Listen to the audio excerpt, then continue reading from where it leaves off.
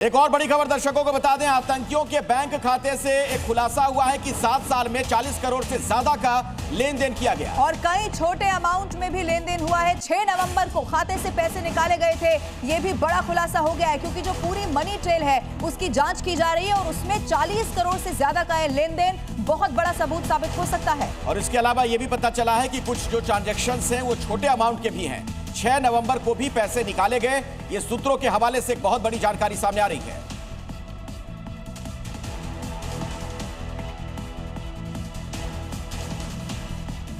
और देखिए आतंकियों के बैंक डिटेल को लेकर क्या कुछ और बड़ा खुलासा हुआ है, कैसे ये पूरी मनी ट्रेल की जांच की जा रही है। आइए अब आपको समझाते हैं। 7 साल में 40 करोड़ से ज्यादा का लेन देन यहां पर किया गया, जो किसी भी आम शख्स के लिए बहुत मुश्किल है या नामुमकिन कहा जा सकता है। कई छोटे छोटे अमाउंट में यहां पर पैसा आया, उसकी भी अब जांच की जा रही है। पैसा कहां से आया? 6 नवंबर यानी कि जब ब्लास्ट हुआ उससे ठीक 4 दिन पहले कई खातों से कई लाख रुपए निकाले गए। इसका इस्तेमाल क्या बॉम्ब ब्लास्ट के लिए किया गया? इधर कुछ अकाउंट 2021 के बाद से निष्क्रिय हो गए। इस तरह की भी खबर सामने आई है। हर हफ्ते 2 से 3 बार 20 से 25 हजार का लेन देन यहां पर किया जा रहा था। ऑनलाइन ट्रांजैक्शन बहुत कम किया गया है, यह भी बताया जा रहा है। हालांकि ये पूरी जो जांच पड़ताल है वो इसको लेकर चल रही है। बड़े अमाउंट में खास पैटर्न अपनाया गया है। 1 लाख 1 रुपए, 2 लाख 1 रुपए, हर महीने इसी तरह के पैटर्न से जो पैसे हैं वो डाले गए हैं। 1 रुपए मिलाकर पैसा ट्रांसफर करना कोड संभव माना जा रहा है और उसको डिकोड करने की इस वक्त एजेंसियां कोशिश कर रही हैं।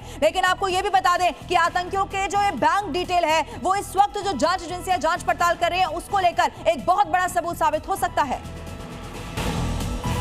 दिल्ली ब्लास्ट केस की जांच तेज। 10 दिनों की एनआईए कस्टडी में भेजे गए 4 आरोपी डॉक्टर शाहीन सईद को लखनऊ और आदिल को सहारनपुर से ले जा सकती है जांच एजेंसी। मुजम्मिल और मुफ्ती इरफान से पूछताछ में साजिश के कई और राज खुलने की आसार। जल्द ही सामने आएगा अल फलाह यूनिवर्सिटी का सच। फरीदाबाद पुलिस ने जांच के लिए एसआईटी का गठन किया। यूनिवर्सिटी में साजिश की हर गतिविधि की होगी गहराई से जांच। अयोध्या के श्री राम मंदिर पर फहराने वाले धर्म ध्वजा की पहली झलक आई सामने। 3 परत वाले सिल्क कपड़े से तैयार केसरिया ध्वज में सूर्यदेव विराजमान। अतिथियों को भेजे जाने वाले निमंत्रण पत्र की झलक भी आई सामने। कर्नाटक कांग्रेस में एक बार फिर से खींचतान बढ़ी। डीके शिव कुमार को सीएम बनाने की मांग को लेकर कई विधायक और एक मंत्री दिल्ली पहुंचे। 12 और विधायकों की राजधानी पहुंचने की संभावना।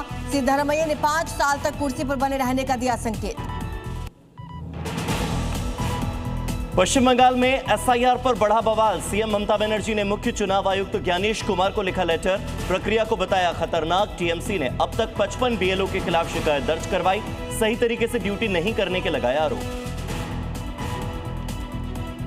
3 दिनों के विदेश दौरे पर रवाना होंगे प्रधानमंत्री मोदी। दक्षिण अफ्रीका में G20 समिट में होंगे शामिल। कई देशों के नेताओं के साथ द्विपक्षीय बातचीत होगी। संसद के शीतकालीन सत्र से पहले सरकार ने बुलाई सर्वदलीय बैठक। 30 नवंबर को सुबह 11 बजे होगी मीटिंग। सत्र सुचारू रूप से चलाने के लिए आम सहमति बनाने की कोशिश। किरण रिजिजू ने सभी दलों के फ्लोर नेताओं को भेजा लेटर। पंजाब के लुधियाना में बड़ी आतंकी साजिश नाकाम। मुठभेड़ में एक आतंकी ढेर, दूसरा घायल। आईएसआई के इशारे पर बड़ी वारदात को अंजाम देने की फिराक में थे ये। 2 चाइना मेड ग्रेनेड और 5 पिस्टल, 40 से ज्यादा कारतूस बरामद। साइबर ठगी पर दिल्ली पुलिस का बड़ा प्रहार। ऑपरेशन साइबर हॉक के तहत 700 से ज्यादा साइबर अपराधी गिरफ्तार। 1000 करोड़ से ज्यादा के संदिग्ध लेन देन का खुलासा। फर्जी कॉल सेंटर का भी हुआ भंडाफोड़।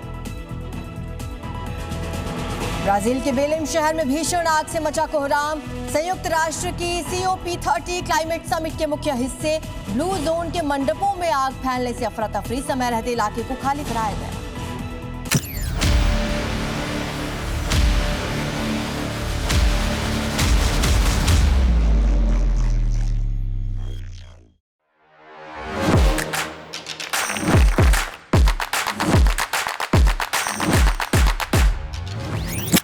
Welcome Dr. Subhash Chandra.